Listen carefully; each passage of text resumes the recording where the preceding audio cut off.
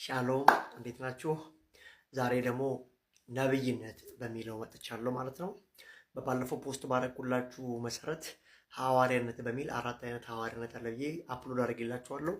ገብታችሁ ያኔው ዛሬ መጣሁት ነብይ በዚህ ዘመን አለ ወይ የሚለው ነው። አጭርና አጭር ግልጽ መልሱ ምንድነው? ነብይነት አለ። ከመጽሐፍ ቅዱስ ከብሉይ ኪዳን እስከ አዲስ ኪዳን መጨረሻ ድረስ ከዘፍጥረት እስከ ራእይ ድረስ ምን ይላል ስለ ነቢያት የሚለውን በደንብ በዝርዝር ከመግቢያ ጀምሮ ያሉትን ነገሮች የምናየው ይሆናል ማለት ነው። እንደ መግቢያ ነብይ ማለት ምንድን ነው ከተባለ የእግዚአብሔር አፍ ነው የሚለው ግልጽና አጭር ፍቺው ማለት ነው። በግሪኩ ፕሮፌሚ ነው የሚለው። ፕሮ ማለት የወደፊትን፣ ፌሚ መናገር ነው። ፕሮፌት ማለት የወደፊትን የሚናገር ማለት የሆነ ነገር ከመሆኑ በፊት የሚናገር ማለት ነው። በብሉይ ኪዳን የምናየው ያለው እግዚአብሔር አፍ ነው። ስለዚህ ፕሮፌሚ ያደርጋል፣ የወደፊቱን ይናገራል ማለት ነው። ነብይነት ያ ነው። ስንት አይነት ነብይነት አለ የሚለው ደግሞ በሚቀጥሉት ፖስቶች አስቀምጥላችኋለሁ። አንደኛ፣ ሁለተኛ፣ ሶስተኛ እያልኩኝ ስንት አይነት ነብይነት አለ ካላችሁ 3 አይነት ነብይነት አለ በመጽሐፍ ቅዱስ ውስጥ። ይህን ስላችሁ የሚሾመው እግዚአብሔር ነው። 3ቱንም ፓዞች የማለያየት የማምናምን እንደዛ አይደለም። ግን የብሉይ ኪዳን ነቢያቶች አሉ፣ እነ ኤርሚያስ፣ እነ ኢሳያስ፣ እነ ሶፋንያስ፣ እነ ሕዝቅኤል። እነዚህ የብሉይ ኪዳን ነቢያት ነው የሚባሉት። አዲስ ኪዳን ላይ ስትመጡ ደግሞ ኤፌሶን ምዕራፍ 2 እንደሚለው በሐዋርያትና በነቢያት መሰረት ታንጻቸዋል ስለሚል እነዚህ ነቢያት የሚላቸው የብሉይ ኪዳን እነ ኤርሚያስን ሳይሆን በአዲስ ኪዳን የነበሩትን አጋቦስን ሐዋርያት ሥራ ምዕራፍ 11 ላይ ያለውን ደግሞ ሐዋርያት ሥራ ምዕራፍ 21 ላይ አጋቦስን እናየዋለን። ይሁዳና ጢሞቴዎስም ነቢያት ነበሩ ይላል ሐዋርያት ሥራ ምዕራፍ 15 ቁጥር 33 ላይ እነዚህንና ሐዋርያት ሥራ ምዕራፍ 13 ቁጥር 1 ላይ ደግሞ በርናባስና ጳውሎስ በሚጸለይላቸው ጊዜ ብዙ አስተማሪዎች ብዙ ነቢያቶች ነበሩ ብሎ ክሌም ያደርጋል። እነዚህ ስፍራ ላይ ብቻ 3 በነብይነት የተጠሩ ሰዎችን ታያላችሁ። ይሁዳ፣ ጢሞቴዎስ እና አጋቦስ እና ደግሞ 12 ላይ አንጾኪያ ላይ ነቢያት ነበሩ ይላል። ስማቸውን አይዴንቲፋይ ባያደርግም ከዛ ውጭ ነቢይ ተብሎ ታይትል የሰጠው የለም። ሐዋርያት ሥራ ምዕራፍ 21 ላይ የወንጌላዊ ፊልጶስ ልጆች 4 ደናግል ሴቶች ልጆች ነበሩ ትንቢትን የሚናገሩ ነው የሚለው። ትንቢትን የሚናገሩ ሁሉ ደግሞ ነቢይ አይደለም። ለምን? አንደኛ ቆሮንቶስ ላይ ሁሉም ትንቢትን እንድትናገሩ በብርቱ ፈልጉ ይላል። ስለዚህ ከማህበር አንዱ ተነስቶ ምዕመን ተነስቶ አንዱ ለአንዱ መተንበይ ይችላል። ብቻ ጫጫታና መተፋፈን አለመዳመጥ እስካልኖረ ድረስ። ስለዚህ ትንቢት መናገር ነብይ አያደርግም። የነብይነት ክሊም የነገር መናገር ነው። ፕሮፌሚ ማድረግ ነው። የነገር የሚናገር የእግዚአብሔር አፍ ማለት ነው። ስለዚህ መጀመሪያው የብሉይ ኪዳን ሐዋርያት ነቢያቶች ናቸው። ሁለተኛዎቹ የአዲስ ኪዳን መሰረት ጣይ ነቢያት ይባላሉ። ሲላስ፣ ይሁዳና ጢሞቴዎስ እና አጋቦስ እና ደግሞ ሌሎች ነቢያት የሚላቸው። ሌላ ደግሞ 3ኛ በዚህ ዘመን ነብይነት አለ። አዎ አለ። ለምን? ለቤተ ክርስቲያን ጸጋው ተሰጥቷል። የቤተ ክርስቲያን ለማነጽ የሰጠ የፕሮፌቲካል ሙቭመንት አለ ማለት ነው። አሁን ያለው ዓለም ላይ የምታያቸው ፕሮፌቶች ሁሉ ከዚህ ጎራ የሚመደቡ ናቸው። መሰረት ጣይ አይደሉም ከሐዋርያት ጋር። በብሉይ ኪዳን የነበሩት እንደ ኤርሚያስ እንደ ኢሳያስ አይደሉም። በዚህ ዘመን ላለችው ለቤተ ክርስቲያን መታነጽ የሚሆኑ ነቢያቶች አሉ ማለት ነው። ሌላውን በፓዝ አሳያቸዋለሁ። ተባረኩ። ሻሎም እንዴት ናችሁ? የመጀመሪያው ነብይነት ብዬ ማስቀምጥላችሁ የብሉይ ኪዳን ነቢያቶችን ነው። እነዚህ የብሉይ ኪዳን ነቢያቶች በጣም የሚለዩበት አንዱ መስፈርት ምንድን ነው? መጽሐፍ ቅዱስ ውስጥ ያሉትን የእግዚአብሔር ቃላት የጻፉልን ናቸው። በብሉይ ኪዳን ያሉትን አብዛኛዎቹን 16ቶቹ ነቢያቶች መጽሐፍ ጽፈዋሉ። መጽሐፍ ያልጻፉ እነ ኤልያስ እነ ኤልሳ ምናምን ሌሎች በርካታ የእግዚአብሔር ሰዎች ነቢያቶች የሚባሉ አሉ። 16ቱ መጽሐፍ ጽፈዋሉ። እና ይህ አሁን ካኖን ሆኖ መጽሐፍ ቅዱስ ብለን የያዝነውን መጽሐፍ በብሉይ ኪዳን ጽፈው እንኳን በእግዚአብሔር ቃል ውስጥ የተቀመጠ ለትውልድ የሚሆን መጽሐፍ ያበረከቱልን ናቸው። ደግሞ በብሉይ ኪዳን ሲተነበዩ የነበሩት ትንቢት ሁሉ በአዲስ ኪዳን መጥተው በወንጌላት መጽሐፍ ፍጻሜን ያገኙላቸው ነቢያቶች ናቸው። ሌላ የብሉይ ኪዳን ነቢያት 2 አይነት ትልልቅ መልእክትና ተደራሽነት ነበራቸው። ምን ከተባለ ከእግዚአብሔር ሕግ የሚተላለፉትን አይሁዳውያኖችን መገሰጽ፣ ወደ መንገድ መመለስ ላይ፣ ቅድስና ላይ፣ ጽድቅ ላይ በደንብ ይሰሩ ነበር። ሁለተኛው ደግሞ ስለ መሲሁ ስለሚመጣው ስለ ክርስቶስ ይናገሩ ነበር። ስለ ተስፋ ያወሩ ነበረ። ስለዚህ እነዚህ እነ ኤርሚያስ፣ እነ ኢሳያስ፣ እነ ሕዝቅኤል፣ እነ ዳንኤል እነዚህ የምንላቸው እነ ሚልኪያስ፣ ሶፋንያስ፣ ሐጌ እነዚህ የሚባሉት 16ቱ መጽሐፍት የጻፉ ነቢያቶች ሁሉ ከዛም መጽሐፍ ያልጻፉ ነቢያቶች ሁሉ የብሉይ ኪዳን ነቢያቶች የብሉይ ኪዳን ነቢይ ይባላሉ። መጽሐፍ ቅዱስ ሁላ ጽፈው በመጽሐፍ ውስጥ መጽሐፍ ውስጥ የታተመላቸው ናቸው። ትልቅ የእግዚአብሔር ስራ ሲሰሩ የነበሩ ናቸው። አይሁዳውያንን ከጥፋት ከከዳተኝነት የሚመልሱ ከጽድቅ ማጣት ወደ እግዚአብሔር ቅድስና፣ ሕጉን ሲተላለፉ ወደ ሕጉ ተመለሱ የሚሉ ነበሩ። በዛው መሀል ደግሞ ስለ መሲሁ ትንቢት የተናገሩ ናቸው። ለጊዜው የሚያስፈልገውን ሪቪሌሽን ለጊዜው የሚያስፈልገውን መልእክትና ትንቢት የሚናገሩ ትንቢታቸውም ነው የሚፈጽምላቸው ነበሩ ማለት ነው። የመጀመሪያው ይሄን ይመስላል። እንዴት ናችሁ? ሁለተኛ ነቢይነት የሚለውን እናያለን ማለት ነው። ሁለተኞቹ የአዲስ ኪዳን መሰረት ጣይ ነቢያት የተባሉት አጋቦስ ነቢያቶች እና ደግሞ ይሁዳና ጢሞቴዎስን ነው ስፔሲፊካሊ አዲስ ኪዳን ፕሮፌት ብሎ የሚጠራው። ሐዋርያት ሥራ ምዕራፍ 11 ምዕራፍ 21 ላይ ስለ አጋቦስ እናገኛለን። ስለ ይሁዳና ጢሞቴዎስ ሐዋርያት ሥራ ምዕራፍ 15 ቁጥር 33 ላይ እናገኛለን። ነቢይ ይላቸዋል። ምን አይነት ከተባለ ሐዋርያት ወንጌል ሰብከው ያለፉበትን ሄደው ድጋሚ ሄደው የሚመክሩ የሚያጸኑና የሚያስተምሩ ነቢያት ነበሩ ይለናል።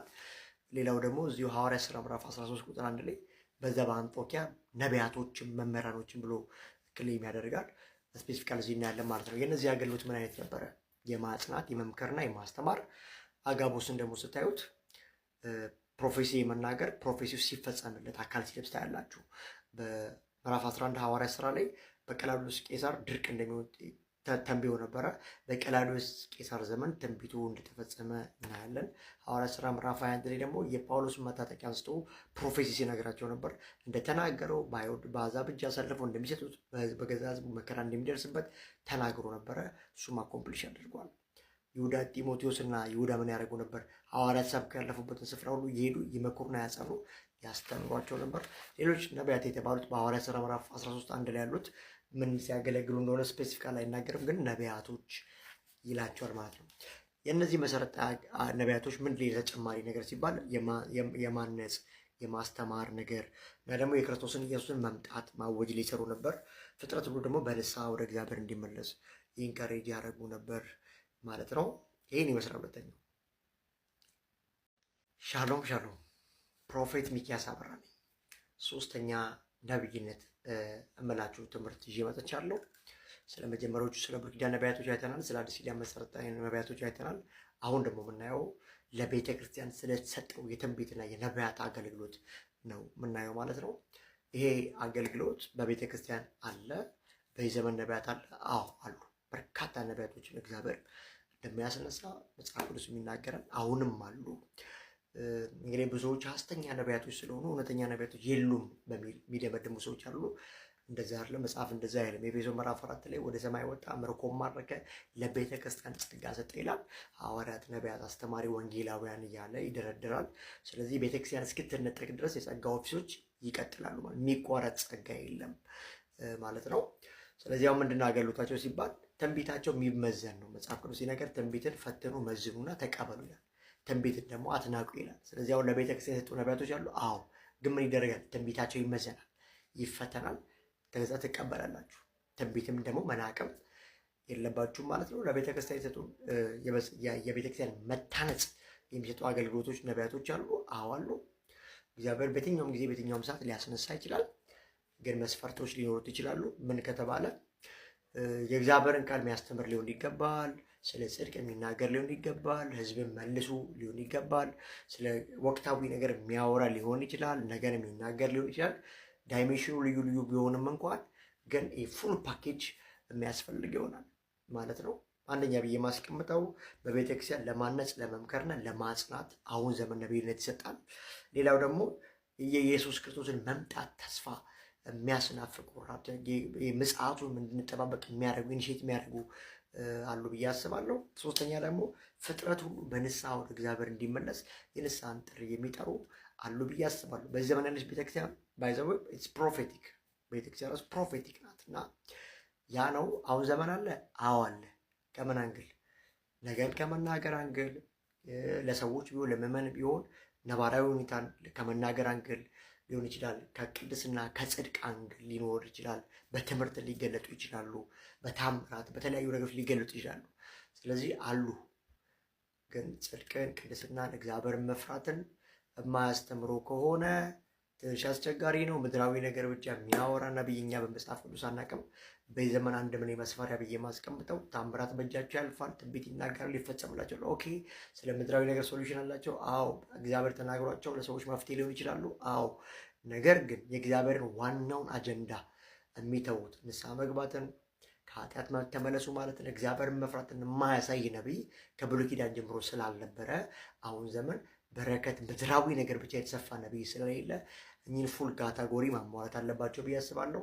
ስለ እግዚአብሔር ቅድስና፣ ስለ ጽድቅ የሚያስተምሩ መጽሐፍ ቅዱስን ጠንቅቀው የሚያውቁ በኃይል አገልግሎት የሚታወቁ በዴሊቨረንስ በሂሊንግ በተለያየ ነገር ሆሊስቲክ ከሆነ ፕሮፌት ቢባሉ ምንም ማለት አይደለም። ደግሞ ዓለሙም ስላለ ማለት ተባረኩ። ሰላም ለእናንተ ይሁን። ነብይነት ብዬ 3 ነቢያትነት የነብይነት አይነት ብዬ ለቅቄላችኋለሁ። እሱን ገብታችሁ ፖስቱን ተከታተሉት። ስለ እውነተኞቹ ነብይነት ነው ያወራሁት። ሐሰተኛ ነብይነት አለ፣ ሐሰተኛ ነቢያቶች አሉ ማለት ነው። ሐሰተኛ ነቢያቶች በብሉይ ኪዳን እና በአዲስ ኪዳን ጥቅሶቹ ሰጣችኋለሁ፣ ገብታችሁ ታያቸዋላችሁ ማለት ነው። ሐሰተኛ ነቢይ በዘዳግም ምዕራፍ 13 ዘዳግም ምዕራፍ 18 ላይ ይገኛል። አንደኛ ነገሥት ምዕራፍ 22 ላይ ስለ ሐሰተኛ ነቢያቶች ታገኛለህ። ነህምያ ምዕራፍ 6 ላይ ቁጥር 14 ላይ አለ። ኢሳያስ ምዕራፍ 9 ላይ ምዕራፍ 28 ላይ ሐሰተኛ ነቢያቶች አሉ። ኤርሚያስ ምዕራፍ 2 ምዕራፍ 5 ምዕራፍ 6 ምዕራፍ 14 ምዕራፍ 20 ምዕራፍ 23 ምዕራፍ 27 ምዕራፍ 28 ምዕራፍ 29 ኤርሚያስ ላይ ስለ ሐሰተኛ ፕሮፌቶች ስለ ሐናንያ ሌሎቹም ጨምሮ ያወራል። ሕዝቅኤል ምዕራፍ 13 ሕዝቅኤል ምዕራፍ 14 ሕዝቅኤል ምዕራፍ 22 ስለ ሐሰተኛ ነቢይ ያወራል። ሚልኪያስ ምዕራፍ 3 ሶፎንያስ ምዕራፍ 3 ሚልኪያስ ምዕራፍ 2 ስለ ሐሰተኛ ፕሮፌቶች ያወራል ማለት ነው። ይሄ የት ነው? በብሉይ ኪዳን ያሉ ሐሰተኛ ነቢያቶች ናቸው። በአዲስ ኪዳን ሐሰተኛ ነቢያቶች አሉ? አዎ። እውነተኛ ነቢያቶች አሉ? አሉ። ስለ ሐሰተኛ ነቢያቶች ነው አሁን እያልኳቸው ያሉት። ማቴዎስ ወንጌል ምዕራፍ 7 ማቴዎስ ወንጌል ምዕራፍ 24 ሉቃስ ወንጌል ምዕራፍ 6 የሐዋርያ ሥራ ምዕራፍ 13 ሁለተኛ ጴጥሮስ ምዕራፍ 2 ቁጥር 1 አንደኛ ዮሐንስ ምዕራፍ 4 ከ1 እስከ 3 ራዕይ ምዕራፍ 2 20 ቲቶ ምዕራፍ 1 ቁጥር 12 ሌላው ዮሐንስ ወንጌል ምዕራፍ ያው እነሱ የሚላቸው ስለ እንትን ነው። ራዕይ ምዕራፍ 16 ራዕይ ምዕራፍ 19 ራዕይ ምዕራፍ 20 ላይ ስለ ሐሰተኛ ነቢያቶች ማየት ትችላላችሁ። ሐሰተኛ እንዳለ ሁሉ እውነተኛ አለ፣ ብርሃን እንዳለ ሁሉ ጨለማ አለ ማለት ነው።